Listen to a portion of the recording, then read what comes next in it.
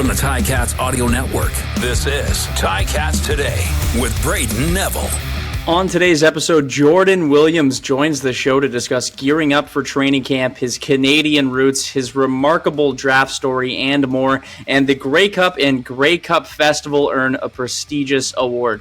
It's Tuesday, March 26, 2024, and this is Ticats Today. Jordan Williams was the first big signing for the Ticats this offseason. It was kind of the spark that lit the fire, if you will, on this year's free agency. And he's got a super interesting story, going from not playing the year before in 2020 to becoming the 2020 number one overall pick in the CFL draft, and then the 2021 most outstanding rookie. And he joins me now. Jordan, when we last spoke, you had just signed with the Ticats. How has the rest of the offseason been going for you so far, man?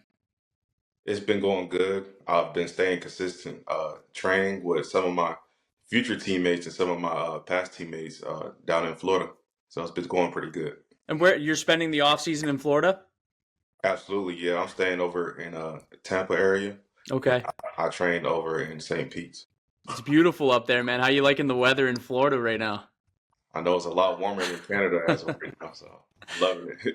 We're hoping it heats up a little bit here so we can start getting some of these guys to come back over the border. I want to talk about some of the moves that happened after you signed with the Ticats, and that's a bunch of your ex-teammates, well, still teammates from the Argos coming over here to Hamilton. You got guys like Peters, Barlow, Hendricks. What were you thinking when you were seeing all these signings happening? It's going to be a new takeover down in Hamilton. We got a lot of guys that are high-quality guys in the CFL that are a little bit underrated. But not towards the Hamilton staff. The Hamilton staff knows their worth. They know how good they are, and they got paid like it. Whenever you see a guy like Brandon Barlow, what's your scouting report, if you will, on him? What can you say about him coming over here? Pass rush, pass rush, pass rush. He gets the quarterback, and that's what makes the big bucks in this league. So he does a great job at that, pass rushing. And I feel like on defense, the highest paid guys are the guys that could get to the quarterback, and he does that very well. And then Dwayne Hendricks, another guy on that D-line coming over. What can you say about him? He's a fantastic, versatile player, so he goes both ways. So he does the pass rushing, and then he also does run stopping. So he's a force in the middle of that defense that you always got to account for, and he's a difference maker. And then a guy behind you now, Jamal Peters. I mean, a lot that can be said about him, a dog, a guy who has already been embracing this Ticats culture. But what can you say about him? Like you said before, he's a dog. He does everything well. I don't know if you've seen him in person yet, but he looks like a linebacker in a corner. And he runs like a corner. So he's a fantastic player, and he'll do great things for the Hamilton defense. During this process, are you talking to these guys at all? Like, was there conversations before free agency, maybe even? A little bit with Dwayne Hendricks. We talked about free agency and things of that nature. This is before the Hamilton, they acquired him, but I haven't really talked to those guys yet. No, they're doing their own things in the offseason. I know we call him Wayno. Dwayne Hendricks is looking for an apartment and looking for places to stay, and we talked about that. Okay. Other than that, we haven't talked about football aspect. How's his apartment search coming? How's that going for him? I'm not too sure yet, but I know it's a lot cheaper than living an hour north. Yeah. What about yourself? Are you getting situated? Are you still kind of working on the logistics of all that kind of stuff? Yeah, I haven't got situated yet. Still working on the logistics, so we'll see. I want to get into your roots, your Canadian roots, and you being a national player, but where does your Canadian roots come from? Yes, my mother was born in Canada, in Ontario to be specific. Okay. Yeah, so that's why I received citizenship when I was born in the States. Okay, that's cool. So your mother lived you said it was Toronto? Yes, she lives in Toronto. Yeah, and she was an athlete herself, correct? Absolutely. Yeah, she played basketball, collegiate basketball. I'm not too familiar. Yeah, I mean, she did. I need to ask her that, but she did though. And growing up, you grew up in a military family, so you were constantly moving around. What was that like for you, especially during those high school years playing football, to be playing in all these different cities across the states and all over? Yeah, it was definitely crazy. It seemed like every new school I moved to, I moved to a different position. I played defensive end, I played running back, I played linebacker, I played a multitude of positions, so it was kind of I don't know. You could look at it two ways. It's like nerve wracking to meet new people, Yeah. or it could be exciting to have a clean slate, meet new people, and get acquired to learning how to communicate with people that you don't know. So it's awesome. Did you almost feel like every time you moved and you went to a different program that you had to prove yourself all over again when you were playing? Absolutely. I feel Yeah. like I walk in those places and they like, who's this cocky guy? Just not by my speech or things of that nature, because Mm. I'm a normal, shy, quiet person. But the way I walk around, they're like, oh, he thinks he's all that. And I get to prove it to him on the field, and like, okay, he's pretty good. So, yeah, absolutely. How many places did you move to? Can you remember all the different places you've lived already? Specifically, nah. The number count, nah. But I moved. I lived in Florida. I lived in Baltimore, Maryland, New Wow. York, uh, New Jersey, a multitude of places, Hawaii. Uh, list keeps going. It's crazy. Yeah. It's crazy because I actually South Carolina. Go ahead. all the Carolinas, we got pretty much every state represented here. In my case, it's kind of similar, but different. I grew up in a military town, but my family wasn't military, so all my friends would leave me every year. So it's kind of like the opposite end of that. Do you feel as though you moving around has kind of helped you get adjusted to those new environments now in your professional career? Absolutely, because there's some people that live in their hometown, they live in their hood for maybe 15 years, and they're Mm-hmm. accustomed to seeing the same people, seeing the same stores, seeing the same family members. Mm-hmm. And once they leave them, they get real homesick and they turn to things that are not so conducive for you as a professional athlete. But for me, I'm Mm-hmm. used to it. I'm always moving constantly every 1 or 2 years. So I get used to things that stuff like that. So it helps a lot. Are you hoping that now you may have found your home for a while in Hamilton? You're looking to maybe stop the moving for a bit here and find a place here with the Ticats? Absolutely. Yeah. Everybody that plays in this professional football, they don't like, moving around every Yeah. 1 to 2 years. It's not very, I don't know how to say it. Like, let's say you want to start a family. You don't want to keep hopping around from East Coast to West Coast to West Coast to East Coast. They do want to find a home. Mm-hmm. Three teams in 3 years is kind of like, come on, what's going on? But we'll see. Well, I want to go back in time a little bit here. We just had the draft combine. So your draft experience was pretty crazy from going to not playing the year before to being drafted number one overall in the CFL draft. But what was that whole year and that process of getting involved with the CFL and becoming a number one overall pick from not playing? What was that whole process like for you throughout that year? It was crazy Yeah. because finding out I was Canadian in Ottawa. Mm-hmm. That's when I went to one of those rookie free agent camps I got invited to. I came in as American and I left as a Canadian, basically. When I found out, since my mother was born in Canada, I could Mm-hmm. be counted as a national. Um, so I went and contacted my agent, Christian, and I told him about the situation, and he got me prepared with places to train, and he told me like this is gonna be my one shot. If I want to play in this league, I'm gonna have to be in the best shape possible because I'm out of football for a year. Yeah. So I did that. Went and trained hard, like hard. That's the hardest I trained in my life. I went to the combine and I put up some astronomical numbers, and then it was smooth sailing from there. I'm looking at your numbers right now. I have them in front of me. A 4.48 40-yard dash, that was the best. 10-foot, 8.5-inch broad jump, that was the best. You were basically dominating in every category and doing it as a linebacker. But what was it about the combine where it seemed like you just popped off? You were basically all over number one in most categories. What was it about? Is like my agent said, it's all or nothing. Like you Mm-hmm. can't just go in there and be like, okay, I'm gonna play it safe. Yeah. Everything I was doing at the combine was like full throttle, jumping the gun. Like Yeah. if I ran the 40, I'm they call it elbows and hamstrings. I'm going hard. I don't care if I pull any muscle. No, I'm going a thousand Yeah. percent on the vert. I'm going hard. I don't care if I land funny.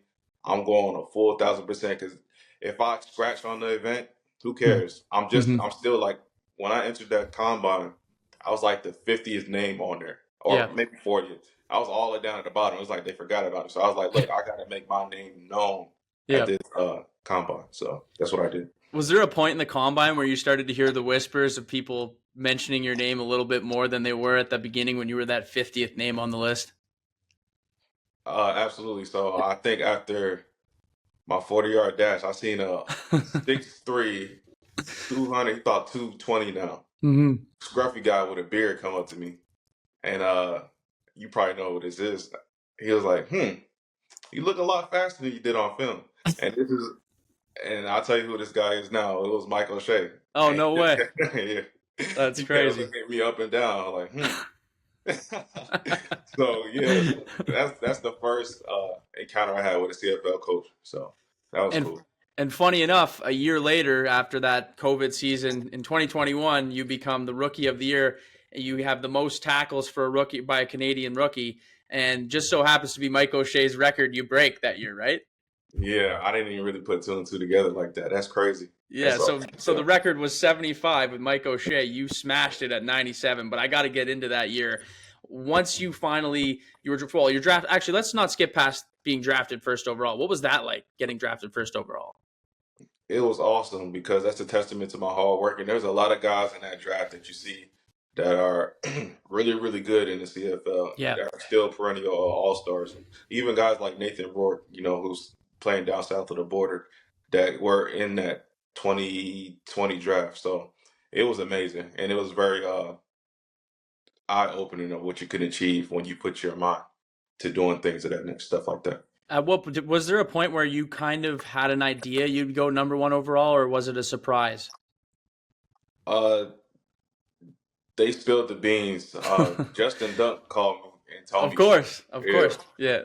And then that's how I knew. I was like, okay. So I kind of expected it. Wouldn't be the first time Justin Dunk has known the info before some of the other players or coaches have. But I want to talk now about that season. 97 tackles, a huge year. What was it about adjusting to the Canadian game that seemed so seamless for you? The adjustment that year was just to run and hit. Yeah. Coaches said you're not going to be acclimated to the CFL game because it's a lot different than down south of the border. So all I could ask you to do as a starter in his first year in the CFL is just to run and run and run and run. And that's what RP said. That's what the head coach said. And then that's what we did. We just ran at the football as hard as I can every play. And I ended up making a lot of plays off of that. Did you feel the confidence building as the season went on? Yeah, absolutely. The confidence did start growing. And I also had like a running mate, Bola Combo, who helped me out as well. He was going crazy. Yeah. Like a whole bunch of sacks and interceptions that year all as well. And he won most outstanding Canadian, so he helped me as well. And I mean, whenever you broke that record for national tackles, for defensive tackles, it was Mike O'Shea's record. His was 75. When you broke that record, were you even aware that you were that close to breaking a record? Was that something you were chasing throughout that year? I wasn't even chasing that. I was just playing my game. Yeah. Really, I was battling Darnell Sankey because we were going back and forth. But maybe like 3 days later, Matt Baker, the media guy over for the BC Lions, he does a terrific job. He told me about it like 2 days later. I was like, "Oh, for real?" He said, "Yeah, congratulations!" That's and it was crazy. just out of nowhere. So it was an honor to beat that record, and it just came out of nowhere. I didn't know that I beat the record till like 2 days after the Hamilton football game. That's crazy. Oh, so was it against Hamilton that the record happened? Yeah, it was a tackle against what's the Speedy Banks. Speedy Banks. That's a pretty good way to break the record. One of the best Ticats of all time. Not a big deal. Absolutely. But what were you doing during that 2020 COVID time? Like when you got drafted and then COVID happens, what was going on for that? Like where were you training? What was going on for you?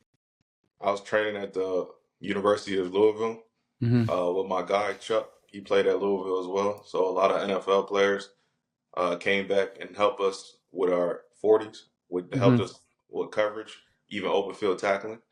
And then also I had to get money, so I had work. And that's what I did during that 2020 season. Yeah, that was a crazy year for everyone, especially being a guy who just got drafted. Not to mention you hadn't played that season before the draft, so now here COVID happens. I could see that messing everything up, but clearly it didn't because you came into the league, you made an impact. I want to fast forward now to you being a Hamilton Tiger Cat. What kind of impact are you hoping to make on this defense for next season? To be a leader not only lead vocally but lead by example. Mm-hmm. Um, Try to rank up as a run stopper as a on the Hamilton defense. Be top three at least. Create turnovers, wreak havoc, and give our offense the ball back. Have you been talking to any guys on the team? Has anyone reached out to you since you've signed? Yeah, I played with a guy named Kevin Thompson at Okay. BC, and he's a quarterback now. Yep. He's on Hamilton's roster, and we talk every other day. So yeah. Have you played with Kevin? Like, do you train with him at all? No, he's all the way in the West Coast, so we just keep Okay. in contact. And yeah, What's the relationship there? well, me and Kevin. Yeah. Oh yeah. See, Kevin, he went south of the border to try out another league. Okay. We're like roommates over in BC, Yep. so we give each other financial advice when it comes to stocks and things of that nature. So that's Okay. how we kept in contact. And then he just ended up signing to Hamilton, and he hit me up. He told me like a week before it got announced that he signed to Hamilton, so it was awesome. It's pretty crazy how the football world sometimes can come full circle, right? Like you could be playing with a guy in college, and the next thing you know, you're playing in Canada together. Absolutely, it's crazy. This year, there's a lot of hype around this defense because it's got a lot younger. It seems like it's gotten a lot faster, and a lot of different pieces have been added. But when you look at this defense as a whole, do you see it as one that can compete with any offense in this league and really wreak havoc? Absolutely. Once you could get to the quarterback and you could throw his timing off, you throw the game off. With the CFL, it's a lot different than other leagues. You affect the quarterback and you create turnovers, and off of that, you can make them one dimensional. You can make them want to run the ball on 2nd and 8, Yeah. and punt the ball. So yeah, so that's very effective. How we went and acquired those guys in the all season for pass rush, and not only that, Jamal Peters in the back end is going to be awesome. He's dangerous. He's Yeah. dangerous. Not to mention a couple other guys on that secondary. You got Stavros Katsantonis, Rich Leonard. I mean, there's a lot of things about this defense you can get excited about. Who excites you the most to play with? That not necessarily a guy you've played with before, but when you look at this team, who excites you that you get the chance to be on his side? Joel Figueroa. Okay. He excites me the most. He a big dude. Yep. He a big bear, and he gets a hold of you. You're gonna be on your back, pancake. And you would have played with him out in BC, correct? Absolutely. I played with Fig and Big Fig in BC, and he's a great human being, but he's a nasty dude on the field. Do you have any Fig stories that you'd like to share? Any that you're allowed to share on the show? It's R-rated, so I can't really. You know what I'm saying? I want to talk to you. There's a big game on July 20th, I believe. It's against the former team. Is that one that's marked on the calendar for you? No, not really. Yeah.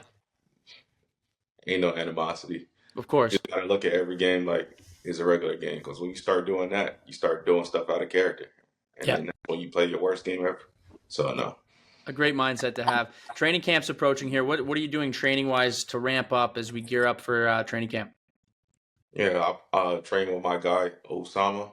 Mm-hmm. He's the head and strength conditioning coach to Toronto Argos. He came down to Florida, and we did some things over at OTAs in St. Pete, and it was awesome. So that's things that we're doing in all season. I'm still training in Florida and staying in shape, working on coverage, working on being fast and ready to hit something. Jordan, on your downtime, what are you doing? What do you like to do for fun when you're just kicking back? Well, I don't really do too much. I don't play video games. Yep. I don't, sit on social media all day. I'm a real simple guy, so my free time, I sleep. You sleep, just relaxing. Yeah. I guess with so much football and training, it's kind of hard to have much time, especially now, right? Like as you're kicking up and getting ready for this next year. Absolutely. And one more question before we go, Jordan. It was a pleasure having you on the show, but what's the goal for this team next year? What do you think this team can be able to accomplish for 2024? The goal every year is to win a championship. And I feel like if you're short of a championship, it feels like a failure of the season. Because when you're in that locker room, let's say you get booted out the first round, you feel like a failure. Let's say you make it all the way to the championship game and you lose, you feel even more of a failure. So if you're not getting the championship, it feels like it's a failure of the year. And that's what you should be aiming for day one. So that's what it is. Jordan, I appreciate you joining me, man. I'll leave it at that. I can't wait to get to reconnect with you at training camp. We're getting closer and closer, man. So once again, Jordan Williams, thanks for joining the show today, man. All right, thanks for having me. That was Jordan Williams. We have some big news before we go. The 110th Grey Cup and the 2023 Grey Cup Festival have been honored with Sport Tourism Canada's prestigious award for Canadian Event of the Year with a budget greater than $1 million. A big feat. STC's prestigious awards annually recognize exceptional sport tourism initiatives, multi-sport games and events, and shine a spotlight on the people and places behind those initiatives. So multi-sport games and events that make the Canadian sport tourism industry so dynamic and diverse are awarded, and this is a big one. So big congratulations to all those that were involved in making the Grey Cup and Grey Cup Festival such a massive success. That's all the time for me today. I want to thank you for listening to Ticats Today.